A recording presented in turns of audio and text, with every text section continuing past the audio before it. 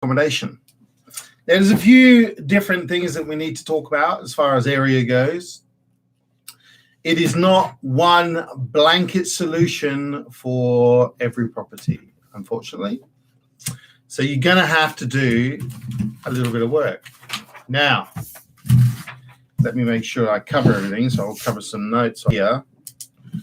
So what we have to do is kind of reverse engineer how we look at property.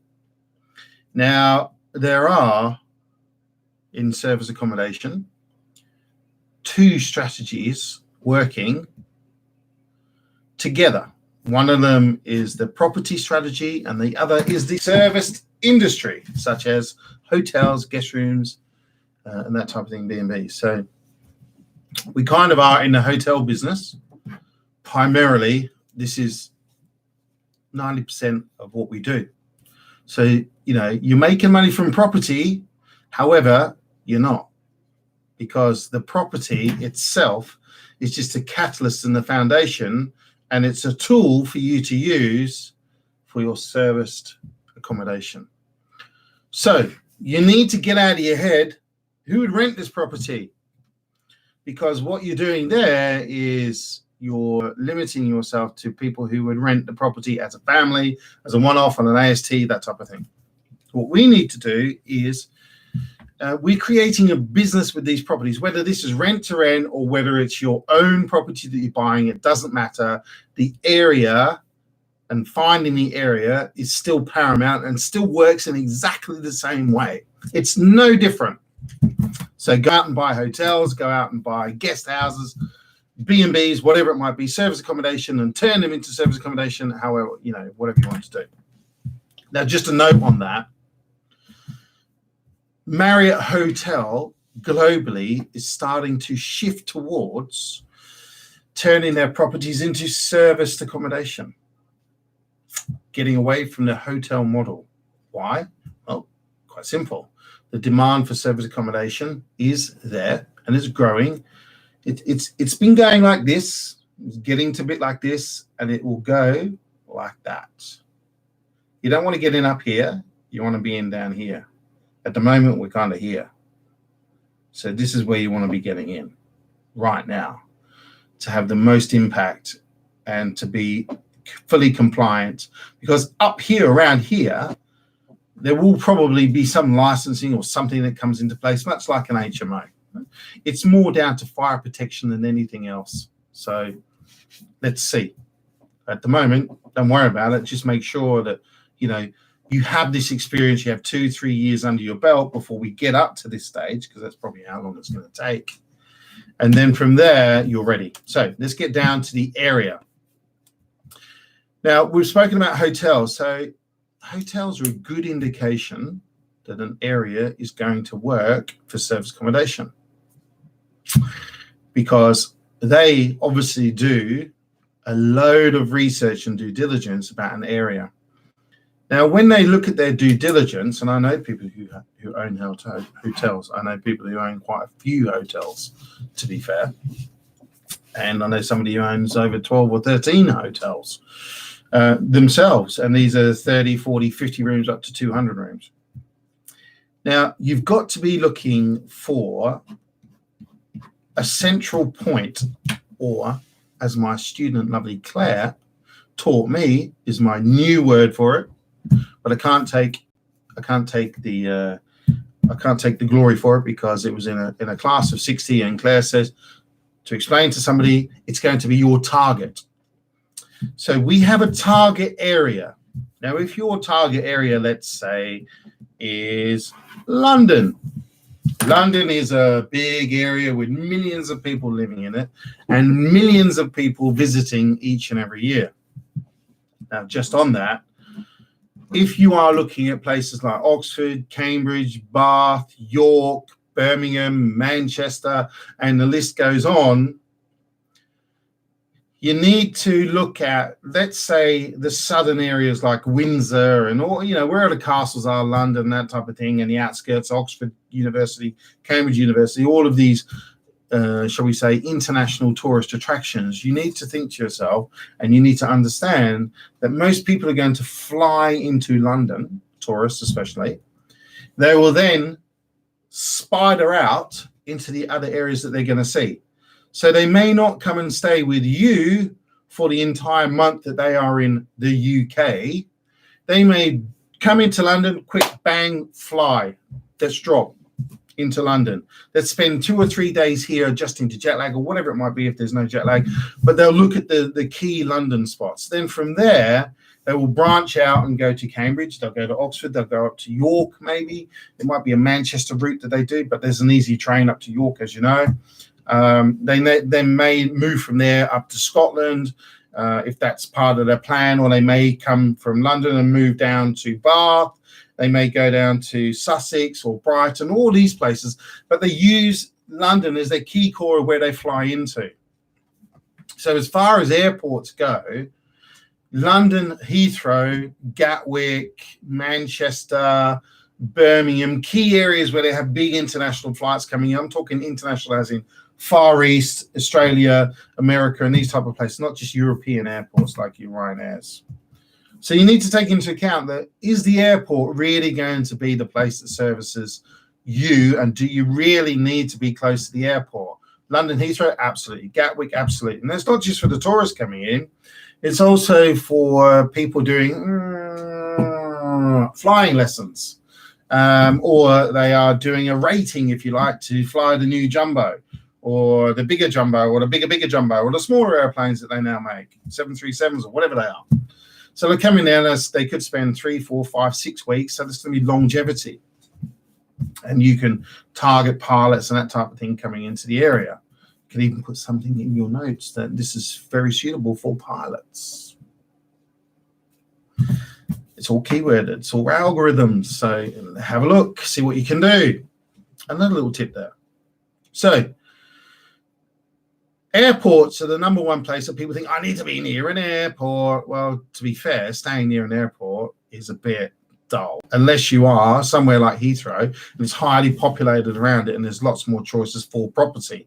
Because if there are no properties for you to rent, what's the point in being there? If nobody wants to stay there, what's the point of being there? So you need to do your research about who's coming in and all your demographics and that type of thing. And you can go to visitbritain.org and visitbritain.co.uk and look for all these stats. I think .org is the one where you need to look at, and it will tell you everything that I've been telling you here. I don't just make this shit up. It's all factual, unlike some people out there. We call them the pretenders. Anyway, so enough of that. So the key things that you need to be looking for are what's attracting people, what's the big magnetic field that people go, oh, I want to stay here. I want to stay here for 2 nights, 3 nights, 4 nights. Maybe I want to stay here a month, maybe 2 months, maybe 3, 6, maybe a year. I want to stay here. Number one question, why are people flocking to that area? If you live in an area and no one's flocking to it, get the flock out, because you're not going to make any money. Now, looking at the news yesterday, Aberdeen, house prices are going to spike due to the oil in Aberdeen. So there's lots of stuff going on up there. Are tourists going to go there? Probably not. Who wants to see an oil rig or see dirty men coming out covered in oil? They're probably not very shower, but you know what I mean. So who's going to go there? Thinking cap. Well, initially, probably the news crews to go and report on it, but that's not longevity. It's not going to do a lot for you. Okay, so oil. What comes with oil? Oh, oil rigs. Okay. And what comes with oil rigs? People. Okay, but they're going to be staying on the oil rig, right? Well, yes, but then they come back off the oil rig, they need somewhere to stay, and they're not going to travel all the way down to bloody London. They'll probably stay in, somewhere like Aberdeen or around there, and they could be saying, well, yes, I don't really want to pay for a whole entire house when I'm, 2 on, 2 off, or whatever it might be. It's 2 weeks they'll stay in service accommodation, 2 weeks they're off. So 2 and 2, they could do that. However, the prime sort of market that you're looking for when somebody is expanding like this, that there's going to be construction going on for many, many years, and there's going to be consultants needed there. And I'm not talking just your dirty, hardworking, blue-collar workers. There might be white-collar contractors who need to come up there, visiting oil people, who manage these companies, whether it's BP, Shell, I don't know who the company is. But you can think, okay, so these people are going to be coming. Then you need to say to yourself, so should I do a luxury property with all the frills and spills as I do in perhaps central Mayfair in London? Probably not going to need that. So that would be over investing or over capitalizing in the property. So what type of property would they stay in? Something that's nice, clean, tidy, not HMO crappy furniture, nice, modern, bright stuff that's kind of a home away from home. Not kind of, is a home from home. Okay, so there may be more than 2 or 3 of them staying in my property, and it could be that they're either all women or they're all men, and maybe they don't want to sleep in the same bed. So perhaps I'll provide zip link beds so they can split them up, and they can have a nice little, buffer zone, if you like, between them. So you could be thinking of these type of things. So you need to, as I said, reverse engineer all of the shit that you think you know about service accommodation and finding a property. So number 1, if your area, I can't say your area will or won't work until you tell me this information. The magnetic field that draws people to this area is 1, 2, 3, X, Y, Z. Tourism, building, construction, business, whatever it is. Don't tell me shopping, because shopping's limited and people, they go there. Unless it's Harrods, it's a tourist attraction more so than anything. I think a lot of people want to go there, but not your local bloody Westfield shopping centre, please. So if we were looking at London and we said, here's a big area, you need an area that's going to be either half an hour away from you so that you can manage it and go there if you need to, or anywhere that you can find a good manager who can do that. And one of my students, the good Nigel Moss, has started up his own management company after hitting £1 million in less than 2 years in service accommodation. Student of mine, well, initially, yes. And now he's gone on to be his own student of his own company, doing extremely well than Nigel. So anyway, so what I'm saying is you can use someone like Nigel and have your property managed from anywhere, and you can be anywhere in the bloody world. It doesn't matter. You just need to go and find the properties and he'll do the rest. So there are ways around everything. Your area. I look at it like this. Let me write it down. When I've found somewhere that has that big magnetic force, I will then need to look at what we call the core. What is it? It's the core, C.O.R.E. Not something that anyone else made up apart from me. It is unique to me. So if you hear anyone else using this, tell them you stole it from Ashley Banfield. So this is part of our cash flow system that we put together. So cash flow, it's the system, the course that we run. Core is the C of cash flow. It's the first bit. What does the C stand for? What does the O stand for? What does the R and the E stand for? So let me put it like this. If you follow the core to the T and do not divert, you will be extremely, what's the word, extremely? Extremely successful in serviced accommodation anywhere that has that magnetic pull for people wanting to be there. So let's look at these. The cash flow system, C. C stands for center. It can be the center of a city, the center of a town. that has that magnetic pull that's going to obviously attract lots of people, business people, tourist people, which inevitably will mean that people will then start to provide what is demanded for, which is restaurants, shops, businesses, cafes, bars, to obviously feed these massive people coming to the area. And then they decide, we want to stay here a little bit longer because we really like it. We might stay here for a couple of nights, 4 nights a week, or we might be here on business because it's now a massive business area. We could be here for a month. We could be here for 6 months because we have some, redeployment to another country from America. A load of tips, all being thrown in there. So center doesn't always mean the center of a city. So if you have the center of a city and you look around it, and where is the center? Is the center just that little dot? So if you stood there and you put your arms around and think, hey, man, I'm in the center, but I can't find any properties. All that's under me is pavement. Ash, you're full of shit. Mate, there are no properties in the center, and I'm really in the dead center according to Google Maps. Okay. So there are some criteria around this. There is some criteria. Use my correct English today. We usually like a 10-minute walk, not a 10-minute scurry or a 10-minute with a 10-minute normal pace. As if you're talking to someone, you're walking along, you're walking and they're talking. Not if you're walking along eating a sandwich, just walking along having a chat.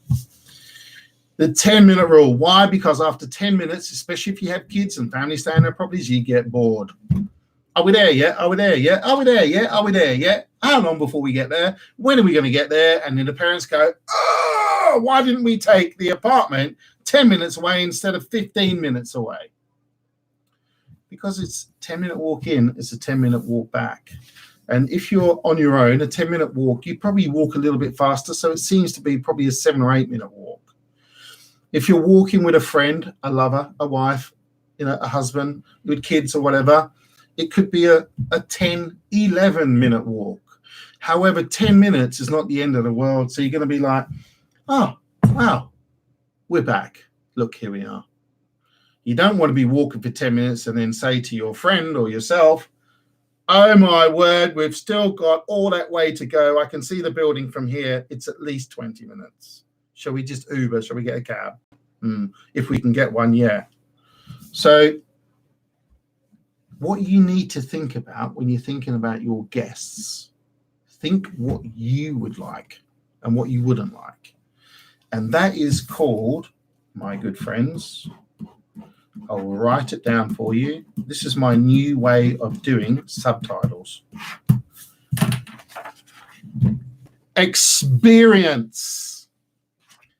What will it be like to walk from your property to go and have dinner? What would it be like to walk to go and have a drink? And more importantly, what would it be like to walk back again as well? Is it safe? Is the area feel safe?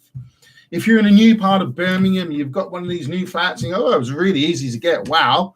And yeah, because it's like the bloody Bronx for people coming back and the ladies on their own, like, I'm not walking that.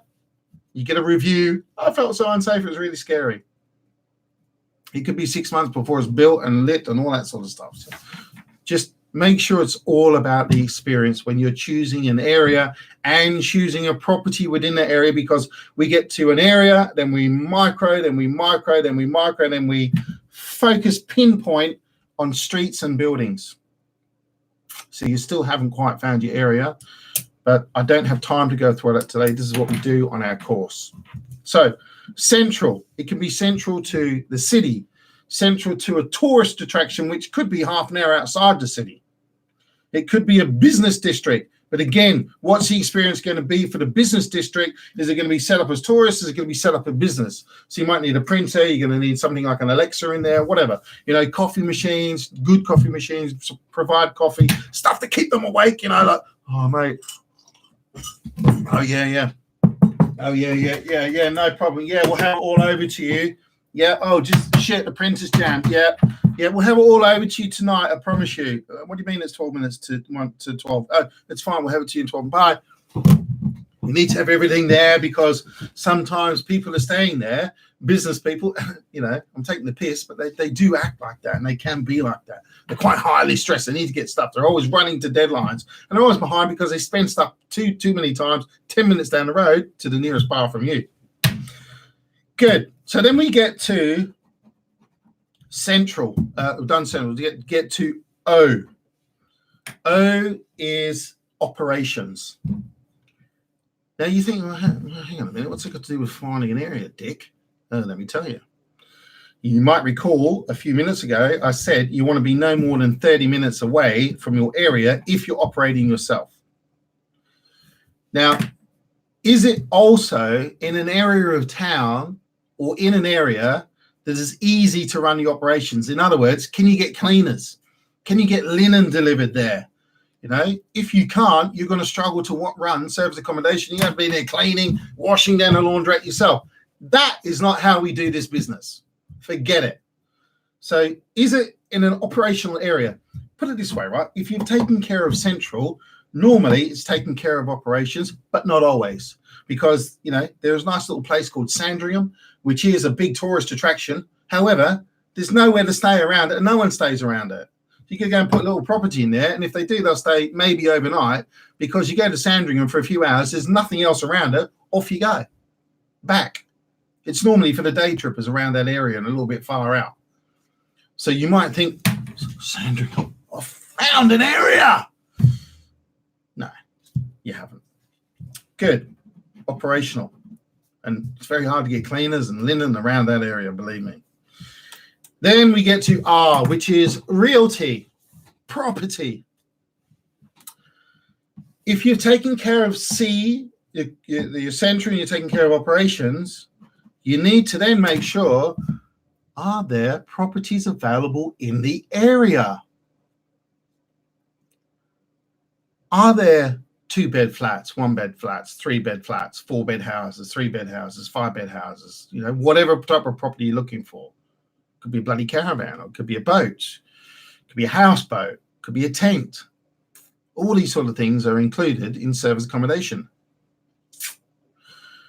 So if there are, when you look on the area, 2 or 3 properties available, you're in an area that's in high demand, it's probably going to be high priced, and it's going to take you a long time to get a property. It could be a high student area. So come October, you're I'm struggling, you've got no properties, nothing. That's fine if they come back around and start kicking up again November, December. However, if this is consistently year round, then you're going to struggle to find deals. No matter if agents love you or not, you're going to struggle to find deals. So make sure there are properties available and relevant properties and the correct type of property available. I could tell you the type of property that we choose, but I'd be giving away too much on a video. That you will have to find out when you attend our course. So then we get to E.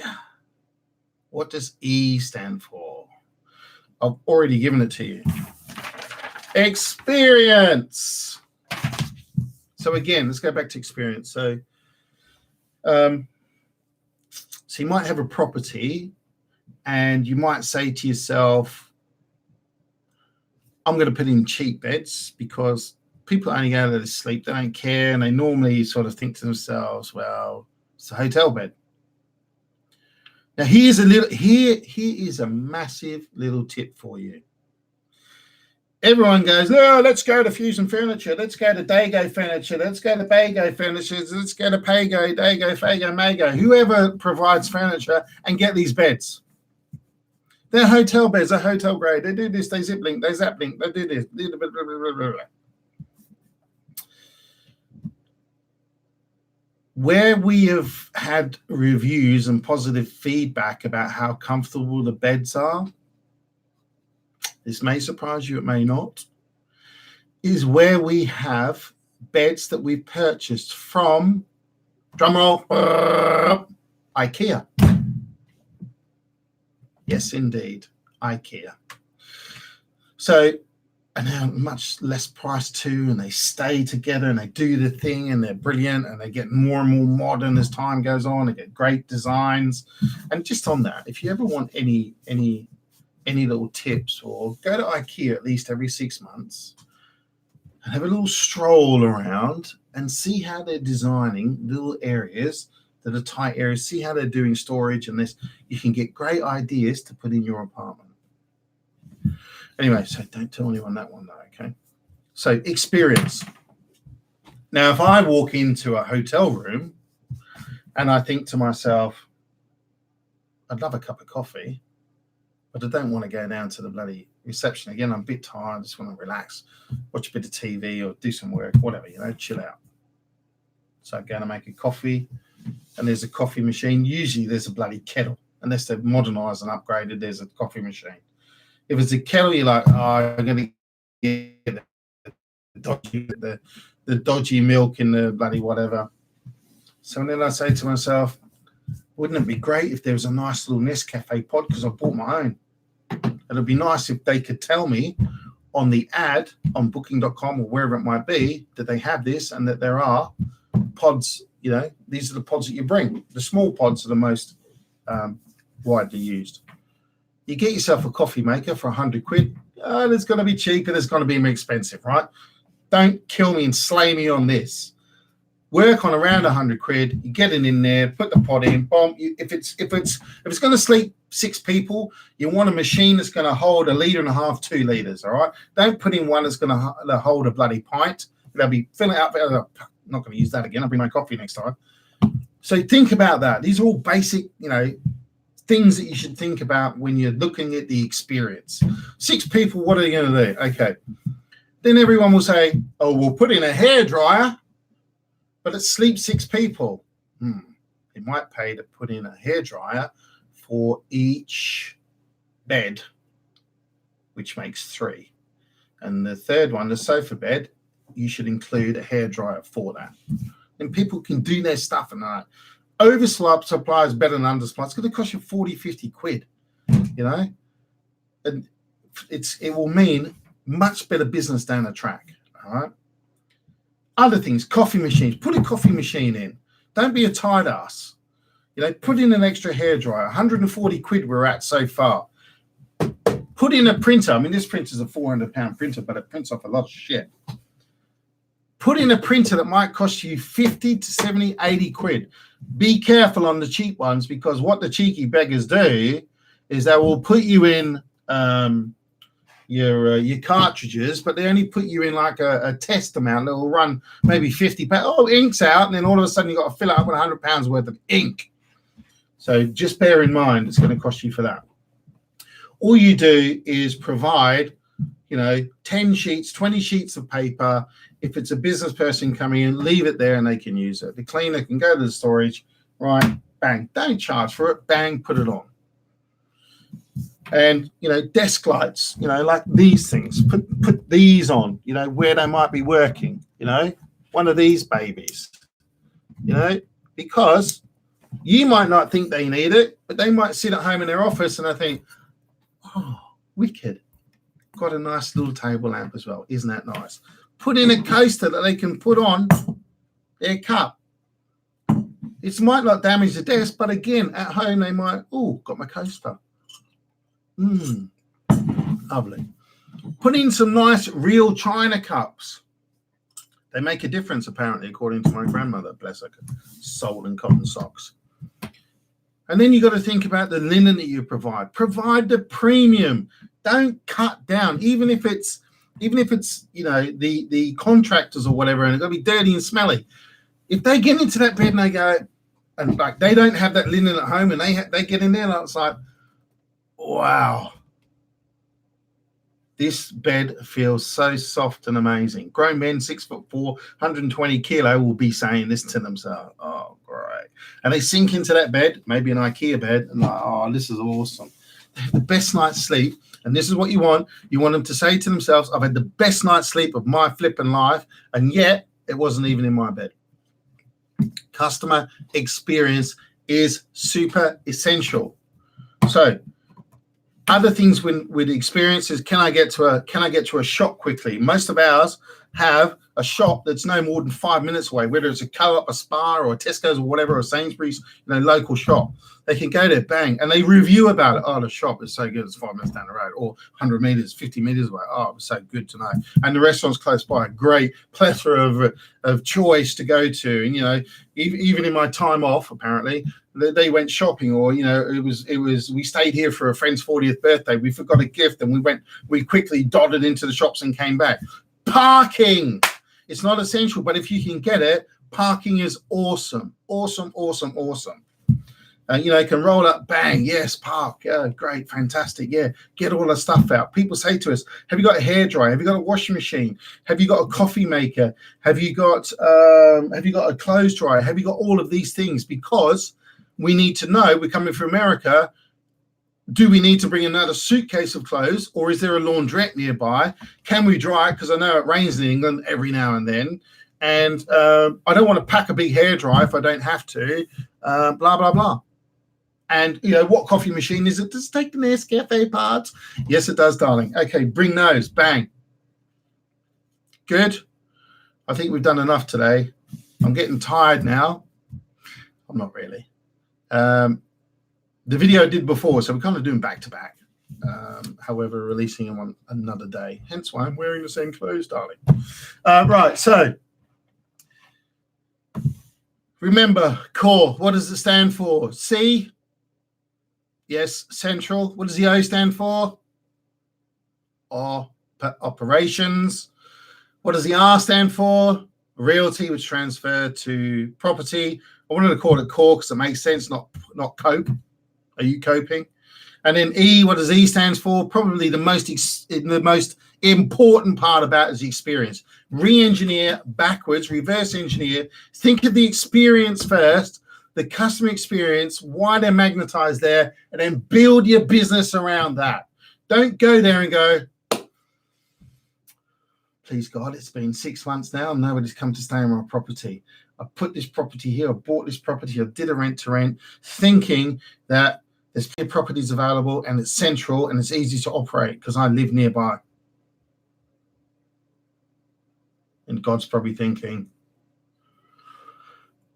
should have done the experience first, big boy. Look at the experience first. Let's start with the experience. And then the people are already there. You can provide a better experience than what they currently get, which is why the hotels are now pursuing service accommodation. Good.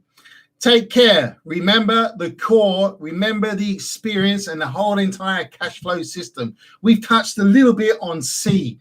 When we go through the core takes us about 3 hours on the course. So we've touched on it a little bit. Okay. If you want to come to our course, check in the comments box underneath. There is a link there, and the link will say it's a booking site, and it is Bookwhen, BOOKWHEN, bookwen.com/Ashley Banfield UK. And you'll find the next dates in there for the next course. And as always, we don't charge you for the second person. So the first person comes and the first person pays, the second person comes free, or you can split it down the middle. Please don't ask me for a third person for free because it may offend. Take care, and we'll see you on the next course. It's been a joy once again. Take care. Bye.